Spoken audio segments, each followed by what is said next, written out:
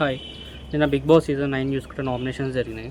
So నామినేషన్లో మొత్తంలో చూసుకుంటే నాకు హరీష్ గారు కొంచెం ఓవర్ చేసినట్టు అనిపించింది. ఆయన కొంచెం సింపతి గేమ్ ఆడుతున్నట్టు అనిపిస్తుంది.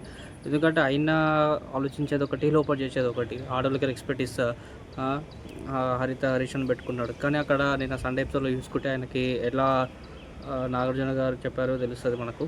అండ్ నిన్న నామినేషన్లో చూసుకుంటే 3 రోజులు తినలేదంట హరీష్.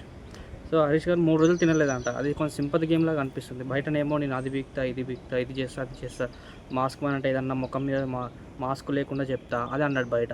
సో మనం లోపల చూసుకుంటే అవన్నీ కొంచెం 3 రోజులు తినకుండా ఉండడం ఏంది అసలు. సింపతి గేమ్ ఆడుతున్నట్టు అనిపించింది. కాంబినేషన్ చూసుకుంటే కొన్ని కోట్ల మంది అప్లై చేసి ఉంటారు బిగ్ బాస్ సీజన్ 9కి. సో మళ్ళీ అంత కోట్ల మందిలో వీళ్ళ 5 మందిని ఎట్లా ఫైండ్ అవుట్ చేస్తారో నాకైతే అర్థం కాదు. సో మీకు ఎట్లా హరీష్ గారి గురించి నామినేషన్స్ ఎలా అనిపించిందో ప్లీజ్ డూ కామెంట్ చేయండి. Do subscribe.